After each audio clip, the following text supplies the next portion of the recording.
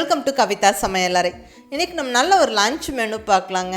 நிறையா friends quick and ஈஸியாகவும் சமைக்கிற மாதிரி, அதே சமயம் ஒரு நல்ல ஹெல்த்தியாகவும் இருக்கிற மாதிரியான லஞ்ச் மெனுஸை போஸ்ட் பண்ணுங்கன்னு சொல்லி கேட்டிருக்கீங்க. நான் ஏற்கனவே ஒரு சில லஞ்ச் மெனுஸை போஸ்ட் பண்ணியிருக்கிறேன். நிறையா பேர் அதை செஞ்சு பார்த்துட்டு ரொம்ப நல்லா இருக்கிறதா சொன்னீங்க. ஸோ இன்றைக்கி எங்கள் வீட்டில் செய்யக்கூடிய ஒரு லஞ்ச் மெனுவை உங்களோட ஷேர் பண்ணிக்கிறேன். நல்ல ஒரு ஆந்திரா ஸ்டைல் மெந்தி பப்பு, நல்லா நெய் விட்டு சாதத்தோடு பிசைஞ்சு சாப்பிட ரொம்ப நல்லாயிருக்கும். கூடவே ஒரு அருமையான வெண்டைக்காய் பொரியல். ஸோ இன்றைக்கி 2 ரெசிபி பார்க்க போகிறேங்க. நல்ல ஒரு மெந்தி பப்பு, வெண்டைக்காய் பொரியல். ஸோ அந்த பிக்சர் தான் இன்க்ளூட் பண்ணியிருக்கிறேன். இது போக ரசம், தயிர் அதெல்லாம் இதில் இன்க்ளூட் பண்ணலை. இதெல்லாம் ரசம்லாம் ஏற்கனவே போஸ்ட் பண்ணிவிட்டேன். நம்ம சீசன் மாறும்போது, அதாவது கிளைமேட் மாறும்போது நம்மளுடைய சமையலும் கொஞ்சம் அந்த இன்க்ரீடியன்ட்ஸ் எல்லாம் மாறும். இப்போ ரொம்ப ஹாட் பீக் சம்மரில் இருக்கிறோம், ரொம்ப ஹீட்டாக இருக்குது. ஸோ உடலை குளிர்ச்சி படுத்துகிற மாதிரியான சமையல் செய்வோம். அதாவது வெந்தயம் எல்லாம் நம்மளுடைய உணவில் அதிகம் சேர்த்துக்குவோம். வெந்தயம் ரொம்ப நல்லது. அது ஊற வச்ச வெந்தயம் சட்டுன்னு உடம்பை குளிர்ச்சியாக்கும், ரொம்ப நல்லது. நல்ல மருத்துவ குணங்கள் இருக்குது. ஸோ அது வெந்தயம் சேர்த்து செய்கிற பருப்பு குழம்பு தான் மெந்தி பப்பு. இது ஆந்திராவில் ரொம்ப ஃபேமஸ்ஸு, ரொம்ப நல்லாயிருக்கும். செஞ்சு பாருங்கள். அது கூடவே நல்ல ஒரு வெண்டைக்காய் பொரியல். ஸோ 2 ரெசிபி பார்க்கலாங்க. ஃபஸ்ட்டு ரெசிப்பியாக நம்ம ஆந்திரா ஸ்டைல் மெந்தி பப்பு எப்படி செய்கிறதுன்னு பார்க்கலாங்க. ஒரு சிம்பிள் ஈஸி ரெசிபி தான். இங்கே குக்கரில் துவரம் பருப்பு சேர்த்துக்கிறேன். அதாவது ஒரு 75 கிராம் துவரம் பருப்பு நல்லா 2-3 வாட்டி கழுவிட்டு நல்ல தண்ணியில் ஒரு அரை மணி நேரம் ஊற வச்சுருந்தேன். அந்த துவரம் பருப்பு அந்த தண்ணியோடு சேர்த்து விட்டுறேன். அடுத்தது வெந்தயம். இங்கே ஒரு டீஸ்பூன் அளவுக்கு வெந்தயம் எடுத்துருக்கிறேன். இந்த வெந்தயம் ரொம்ப நல்லது. அதுவும் இந்த சம்மர்லலாம் ஊற வச்ச வெந்தயம் அப்படியே சாப்பிட்றது ரொம்ப நல்லது. இந்த மாதிரி பருப்புலையோ இல்லை மோர்லேயோ கலந்து சாப்பிட்றது ரொம்ப நல்லதுங்க. இந்த ஹாட் பீக் சம்மரில் உடலை நல்ல சட்டுன்னு குளிர்ச்சியாக்கும், நம்ம உஷ்ணத்தை போக்கிவிடும். ஸோ ரொம்ப நல்லது. இங்கே 1 டீஸ்பூன் வெந்தயத்தை நல்ல அரை மணி நேரமாக தண்ணியில் ஊற வச்சுருக்கிறேன். அந்த வெந்தயத்தையும் இந்த பருப்போடு சேர்த்து விட்டுட்டேன். வெந்தயம் இவ்வளோ சேர்த்து சமைச்சா கசப்பு இருக்குமான்னு நிறையா பேர் கேட்பீங்க. பெருசாக கசப்பு இருக்காதுங்க, ஆனால் லைட்டாக வழுவழுப்பு தன்மை இருக்கும். உணவே மருந்து அப்படின்னு நினச்சி சாப்பிடும்போது இந்த டேஸ்ட்டும் ரொம்ப நல்லாயிருக்கும்.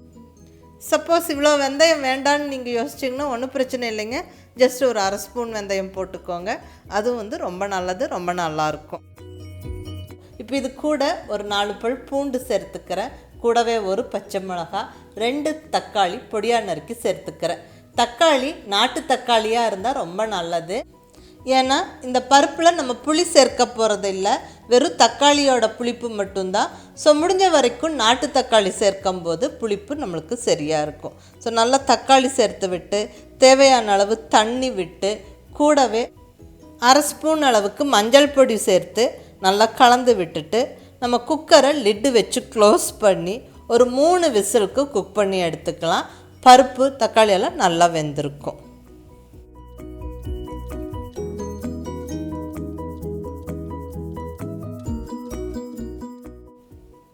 இப்போ குக்கர் 3 விசில் அந்த ஸ்டீம் ப்ரெஷர்லாம் தீர்ந்ததுக்கப்புறம் நம்ம இப்போ குக்கரை ஓப்பன் பண்ணுறோம்.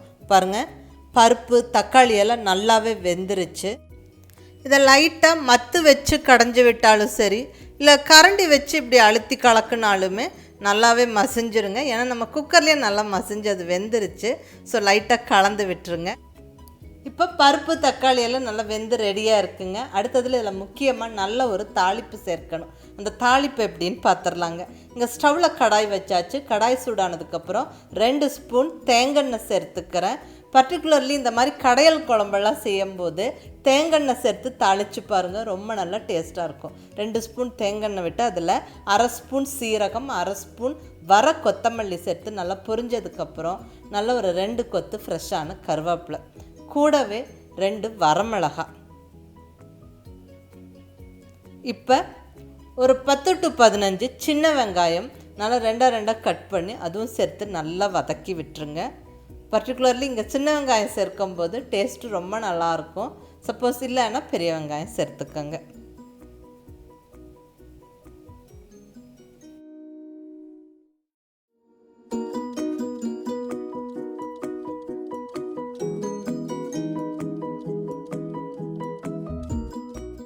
இப்போ வெங்காயம் நல்லா வதங்கினதுக்கப்புறம் 2 டீஸ்பூன் சாம்பார் பொடி சேர்த்துக்கிறேன். இந்த சாம்பார் பொடி வீட்டில் அரைச்சது. இதோட ரெசிபி ஏற்கனவே அப்லோட் பண்ணிட்டேன். கீழே டிஸ்கிரிப்ஷனில் லிங்க் இருக்குது, வேணுங்கிறவங்க பார்த்துக்கோங்க. நல்ல சாம்பார் பொடி சேர்த்து நல்லா 1 நிமிஷம் வதக்கி விட்டுட்டு இந்த தாளிப்பு அப்படியே எடுத்து நம்ம பருப்பில் சேர்த்து விட்டுறணும்.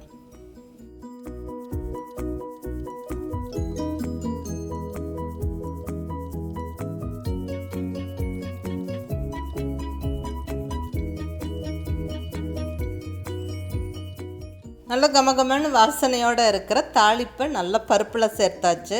நல்லா ஒரு வாட்டி கலந்து விட்டுருங்க. இப்போ கூடவே நல்ல பொடியான இருக்குன்னு கொத்தமல்லி இலை நல்லா ஒரு கையளவு சேர்த்து விட்டுருங்க. ரொம்ப நல்ல வாசனையாகவும் இருக்கும், ரொம்ப நல்லதும் கூட. நல்லா கொத்தமல்லியும் சேர்த்து நல்லா கலந்து விட்டுட்டு இப்போ ஸ்டவ் ஆனில் வச்சுக்கணும். இப்போ தேவையான அளவு உப்பு, பருப்புக்கு எவ்வளோ உப்பு தேவையோ அதுக்கு மறக்காமல் சேர்த்து விட்டு நல்லா கலந்து விட்டுருங்க. அவ்வளோதான், எல்லாமே சேர்த்தாச்சு. இப்போ ஒரு கொதி வர வரைக்கும் அது கொதிக்க விட்டு ஸ்டவ் ஆஃப் பண்ணிடணுங்க.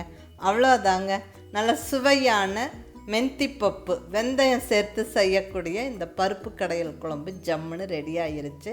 ரொம்ப நல்ல சுவையாக இருக்கும். நல்ல சுட சுட சாதத்தோட இந்த பருப்பு குழம்பு நெய்யும் விட்டு சாப்பிட்றதுக்கு ரொம்ப நல்லாயிருக்கும். முக்கியமாக ரொம்ப ஹெல்தியானது. அது பர்டிகுலர்லி இந்த சம்மர் சீசனுக்கு இந்த வெந்தய பருப்பு குழம்பு ரொம்ப சத்தானது. ரொம்ப உடலை நல்லா குளிர்ச்சியாக்கி விடும், ஜீரண சக்தியை அதிகப்படுத்தும். ரொம்ப நல்லது. ஸோ மிஸ் பண்ணாமல் செஞ்சு பாருங்கள். இப்போ இங்கே அடுத்த ரெசிபியான வெண்டைக்காய் பொரியல் எப்படி பண்ணுறதுன்னு பார்க்கலாங்க. இதுவும் ரொம்ப நல்ல சிம்பிள் ஈஸி ரெசிபி, பட் ரொம்ப நல்லா டேஸ்ட்டாக இருக்கும். இங்கே ஸ்டவ்வில் கடாய் வச்சாச்சு. கடாய் சூடானதுக்கப்புறம் 2 ஸ்பூன் ஆயில் சேர்த்தாச்சுங்க. ஆயில் ஏற்கனவே சேர்த்து விட்டுட்டு இதில் இப்போ நல்லா சின்ன சின்ன பீசஸாக கட் பண்ணின வெண்டைக்காய்களை சேர்த்துக்கிறேன். இது நல்லா சேர்த்து நல்லா ஒரு 4-5 நிமிஷம் வதக்கி விடணும். மீடியம் ஃப்ளேமில் ஸ்டவ்வை வச்சுக்கணும். வெண்டைக்காய் கட் பண்ணுறதுக்கு இங்கே ஒரு டிப்ஸ் சொல்கிறேன்.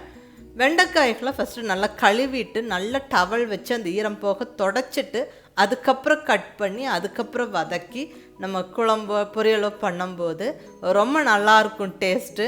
அந்த ரொம்ப வழுவழுப்பு தன்மை இல்லாமல் கொஞ்சம் கிறிஸ்பியாக ரொம்ப நல்லாயிருக்கும்.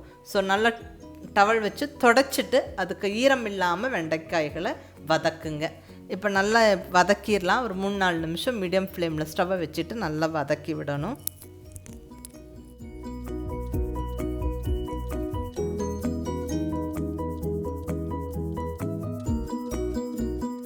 வெண்டைக்காய் நல்லா வதங்கிருச்சு. ஆல்மோஸ்ட் 60% இந்த வதக்கினதுலேயே வெந்துருச்சு.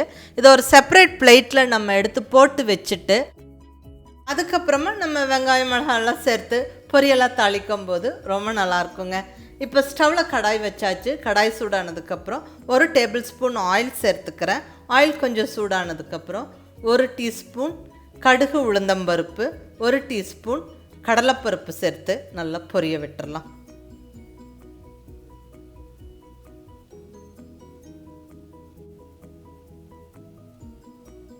இப்போ இதில் ஒரு 2 கொத்து ஃப்ரெஷ்ஷான கருவேப்பிலை, அடுத்தது சின்ன சின்ன பீசஸாக கட் பண்ணின ஒரு 15 சின்ன வெங்காயத்தை சேர்த்து நல்லா வதக்கி விட்டுடலாம். இந்த சின்ன வெங்காயம் வெண்டைக்காய் பொரியெல்லாம் ரொம்ப நல்லாயிருக்கும்.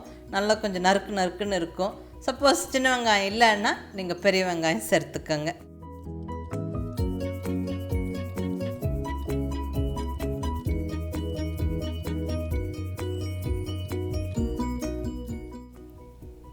வெங்காயம் நல்லா வதங்கினதுக்கப்புறமா 3 வரமிளகாய் உடச்சி சேர்த்து விட்டுறேன்.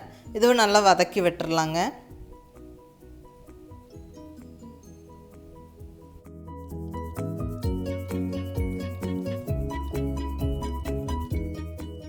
இப்போ ஒரு 1/4 ஸ்பூன் அளவுக்கு மஞ்சள் பொடி சேர்த்து நல்லா கலந்து விட்டுட்டு நம்ம வதக்கி ரெடியாக வச்சுருக்கிற வெண்டைக்காய்களை இதில் சேர்த்து நல்லா கலந்து விட்டுறலாங்க.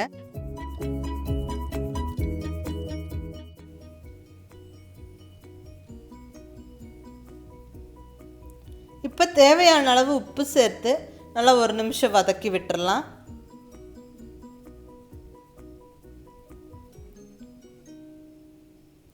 நல்லா உப்பு சேர்த்து கலந்ததுக்கப்புறமா லிட்டு வச்சு க்ளோஸ் பண்ணி ஸ்டவ்வை சிம்மில் வச்சு விட்டுட்டு 5 நிமிஷத்துக்கு நல்லா வேக வைக்கலாம். நல்லா சாஃப்டாக நம்ம வெண்டைக்காயெல்லாம் வெந்துடும். பாருங்கள், ஆல்மோஸ்ட் வெண்டைக்காய் பொரியல் ரெடி ஆயிடுச்சு. இப்போ நல்லா ஒரு 2 டேபிள் ஸ்பூன் தேங்காய் துருவல் சேர்த்து நல்லா கலந்து விட்டுட்டு இறக்குனா அவ்வளோதாங்க. ஜம்முன்னு நம்மளுடைய சுவையான வெண்டைக்காய் பொரியல் ரெடி ஆயிடுச்சு. ரொம்ப ஒரு சிம்பிளான ரெசிபி இது, பட் ரொம்ப நல்லா டேஸ்ட்டாக இருக்கும். மிஸ் பண்ணாமல் செஞ்சு பாருங்கள். வெண்டைக்காய் ரொம்ப ஒரு அருமையான வெஜிடபிள். நல்ல அயன் கண்டென்ட் இருக்குது, ரொம்ப நல்லதுங்க. அது இந்த மாதிரி சிம்பிளாக பொரியல் பண்ணும்போது ரொம்ப நல்லா டேஸ்ட்டாக இருக்கும். எனக்கு இப்படி பண்ணால் ரொம்ப பிடிக்கும். ஸோ இன்றைக்கி 2 ரெசிபி பார்த்துட்டோம். நல்ல ஒரு அருமையான மெந்தி பப்பு, நல்ல வெந்தயம் சேர்த்து செய்யக்கூடிய பருப்பு குழம்பு, நல்ல சுட சுட சாதத்தோட இந்த வெந்தய பருப்பு குழம்பு ரொம்ப நல்லாயிருக்கும். நெய் விட்டு சாப்பிட்டா இன்னுமே ரொம்ப டேஸ்ட்டாக இருக்கும். ட்ரை பண்ணி பாருங்கள். கூடவே ஒரு அருமையான வெண்டைக்காய் பொரியல் ரெசிபியும் பார்த்தாச்சு. ரெண்டுமே ரொம்ப சிம்பிள் ஈஸி ரெசிபி தான். ட்ரை பண்ணி பார்த்துட்டு எப்படி இருந்துச்சுன்னு உங்கள் ஃபீட்பேக் சொல்லுங்கள். பிடிச்சிருந்தால் லைக் பண்ணி, ஷேர் பண்ணி, கமெண்ட் பண்ணுங்கள். கவிதா சமையலறை சப்ஸ்கிரைப் பண்ணி என்னோடய மற்ற ரெசிபிஸும் வீடியோஸும் பாருங்கள். தேங்க்யூ.